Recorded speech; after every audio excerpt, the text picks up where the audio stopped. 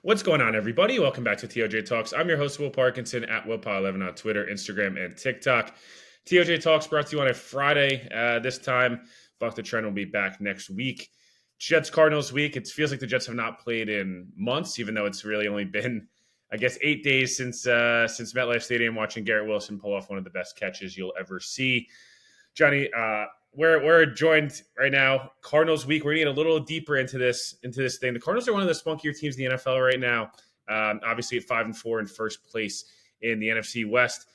Johnny, I want to have you hop on here. We'll talk a little bit about what you got going on, but I want to kind of just how's Arizona? How are we looking? Are we gonna get any hail this weekend for Jets Cardinals?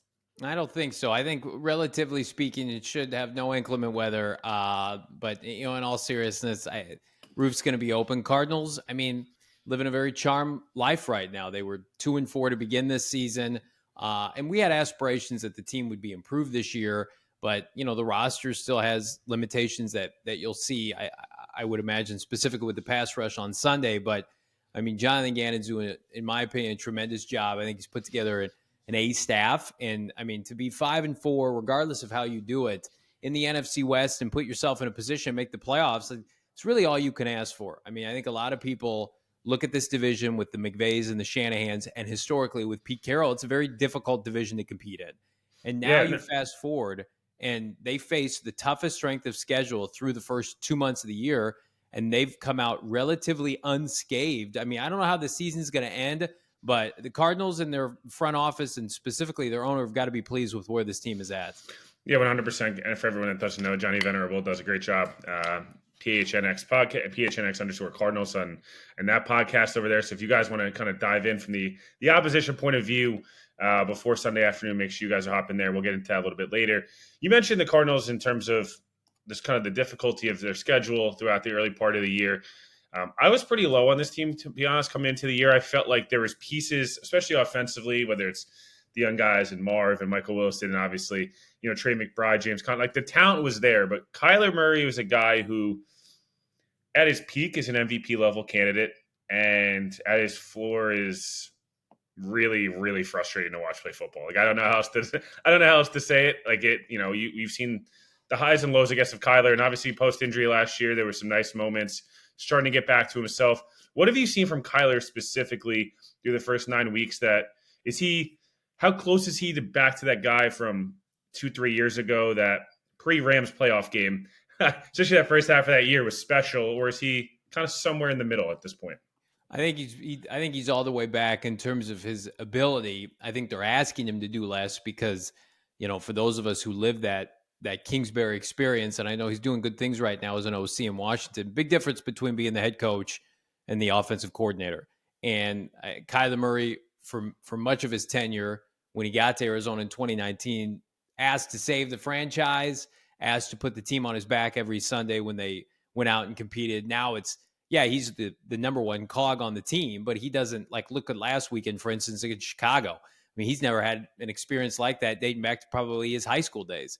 So I think you're seeing this a lot around the NFL with guys like Jim Harbaugh and Justin Herbert. Now, Jonathan Gannon, Kyler Murray, Goff in his early years with Dan Campbell. It's like we have these special players at quarterback. They've been asked to do so much, carry the load. A lot of them have been disrespected. Like, we're going to implement a run game. We're going to work off of play action. The Cardinals, up until last week against the Bears, they hadn't been sacked in 3 weeks. They've only given up 14 sacks per year. And Kyler gets, he eludes from a lot of pressures. But at the end of the day, it's like this Cardinal offensive line is just, I think, overachieving, like a lot of this team. So for me, Kyler Murray, are his numbers going to be like MVP, like level gaudy? No, but I think at the end of the day, this offense still very much finding themselves. I sternly believe the best is yet to come. They've got the training wheels off now a little bit with some of the younger players. Like, they should only continue to ascend, whereas the Cliff years, they would start so fast, 7-0, 9-1, and then really crash and burn at the end of the year. So I don't think Kyler Murray cares how they're getting it done, as long as they're, still putting up W's every Sunday. Yeah, no, 100%. The Cliff Kingsbury, I guess, revisionist history of what he was like as a head coach it's been quite funny to watch. A little bit of people very excited about him potentially being back in that kind of some guys are just really good play callers. Some guys are really good defensive coordinators. We saw that with Dennis Allen. In New Orleans, I'm not entirely sure Cliff is going to be a great head coach if he gets another opportunity, but it's a story for another day, obviously. In terms of Trey McBride, he's a guy who I know, everyone over here loved coming out of the draft a couple years ago. There's a lot of buzz. The Jets are going to take him, at the top of the second round. Obviously, they end up going with, they got the Breece Halls of the world and things of that nature. But what have you seen from McBride, and where does he kind of rank for you in terms of some of the best tight ends in football? I don't know, obviously, if anyone's really in that tier one, but is he close? Like, I feel like he's in that next group, maybe the Andrews group of guys, around the league, that top 10 tight end group, with the Cardinals. I think if you're buying a stock, Kittle's old and Kelsey's old. Kelsey's ancient. And specifically Kittle's been banged up. I still would put those two at the top, but Trey McBride, I think, is the third best tight end in the NFL. I think there was some questions about like a Sam Laporta where he's kind of taken a step back, at least in terms of his production this year. But he's as far as like the Cardinals go, he's the best tight end they've had in like modern NFL history. I tweeted something out last week that Cardinals literally went from a tight end wasteland to having McBride, which is a literal godsend. So I know he didn't have any receiving touchdowns this year, but he's on pace for 900 yards. It'd be back-to-back seasons with over 800 yards. And then you just watch him. He's hurdling people every week, incredibly explosive.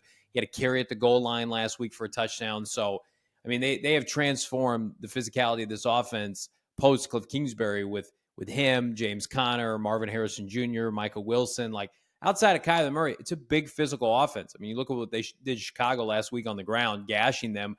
We had Brian Baldinger on our podcast saying that the Cardinals ran the same 3 plays the entire game. So they have a presence about them, and I think McBride's an extension of that. Paris Johnson Jr., the left tackle for the Cardinals, basically said, like, Trey is a skilled player at the tight end, which is a rarity. Basically, the things he's able to do, not many can do. And I remember him coming out of Colorado State just being in awe. So I think, wherever you want to put him, third, fourth, fifth, the Cardinals, he is their, outside of James Conner, unequivocally their best player offensively.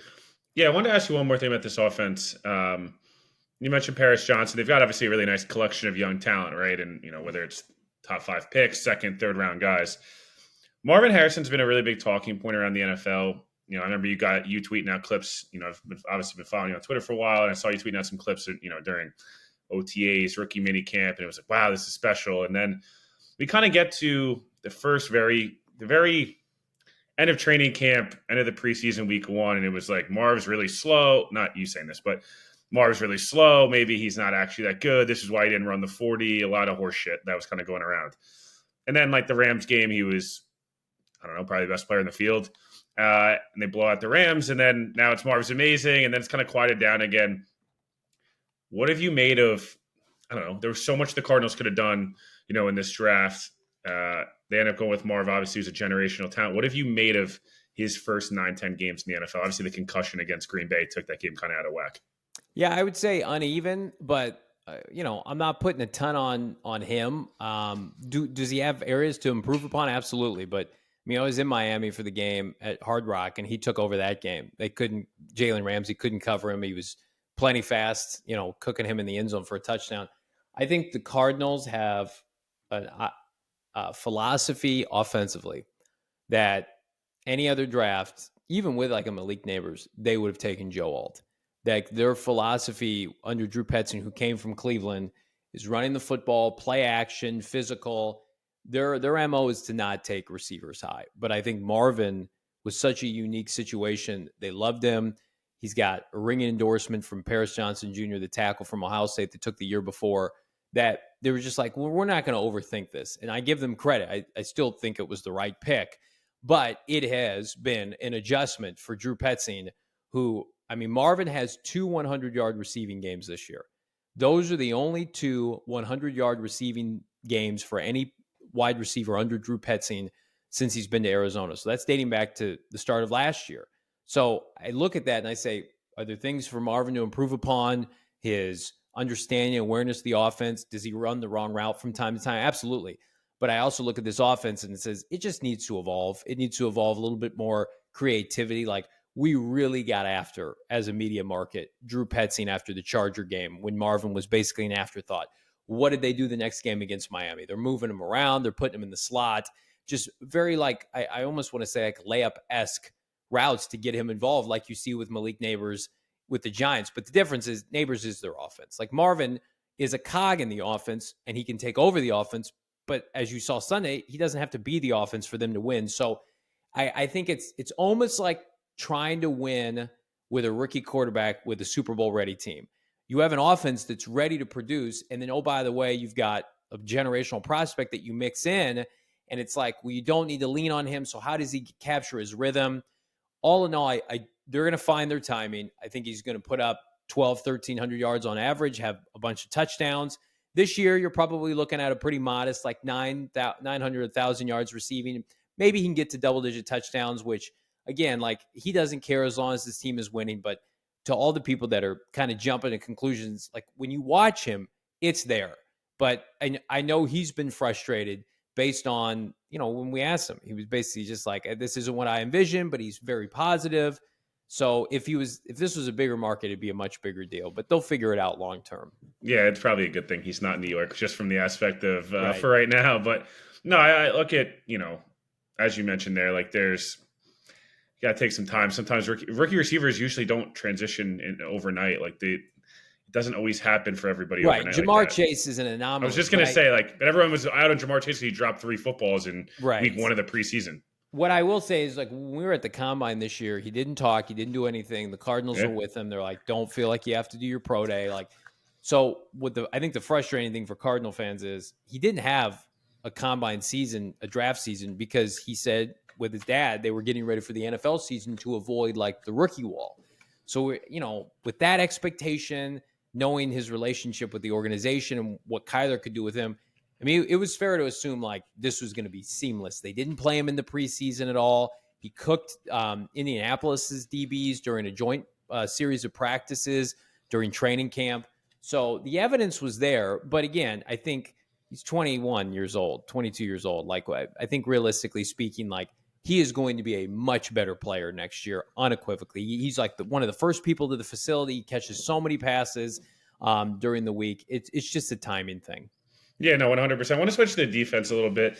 I feel like this is a group. I'm trying to think of the best way to go. It's like a kind of a combination of a lot of different people just doing well. A lot, it's a mixed bag of talent and things like that. Obviously, Budda Baker, who not only Jeff Ulbrich talk about for like 45 minutes today, but Aaron Rodgers basically. I'm not sure I've heard him talk about a player that long, another team in a long time. And it was like to get Rodgers to stay on task and talk for McAfee, but for 5 straight minutes about somebody else he's going to play is rare.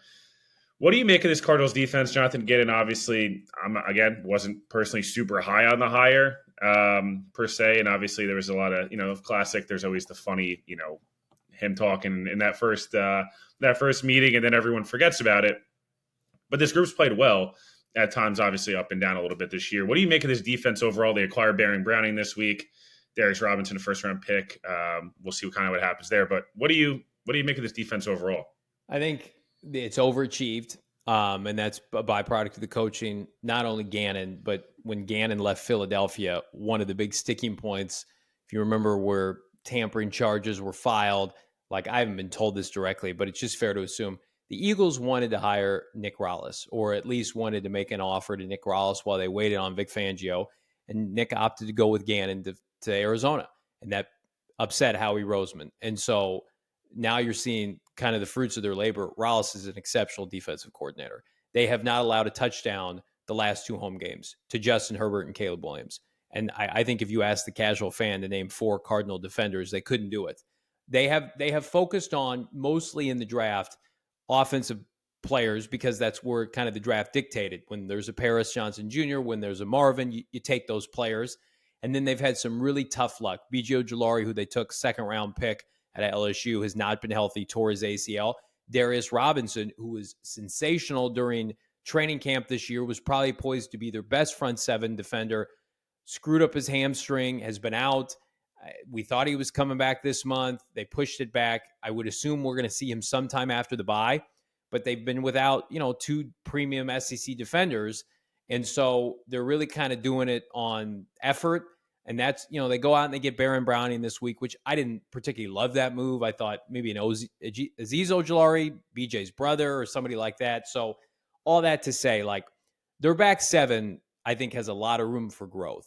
Garrett Williams is an excellent young corner. Max Melton's been playing well. Obviously, Budda Baker. We'll see if Jalen Thompson plays. But then they've got guys like Kazir White, who was on the Super Bowl team with Gannon. It's their front seven. Like, I honestly do believe, like, if the Jets are able to mitigate any pressure from the Cardinal front seven, they have a really good chance to win this game. But if the Cardinals are able to scheme up, certain sacks, and they're going to need to send pressure, send 5 or 6 guys, they can't win with 4. They just can't because of the personnel. Like, this rebuild is almost done. But the one glaring omission on this roster is they just don't have a pass rush. Like Zaven Collins, they like him. He's a nice run defender, can't rush the passer. They lose Dennis Gardeck. They lose Ojulari. They're trying Baron Browning. They signed 2 defensive tackles in free agency. Both are gone for the year with injuries. So it's commendable what they're doing, and it speaks to the great coaching. And that's the advantage I think the Cardinals will have this weekend. Yeah, no, 1,000%. I was going to ask you from a Jets point of view,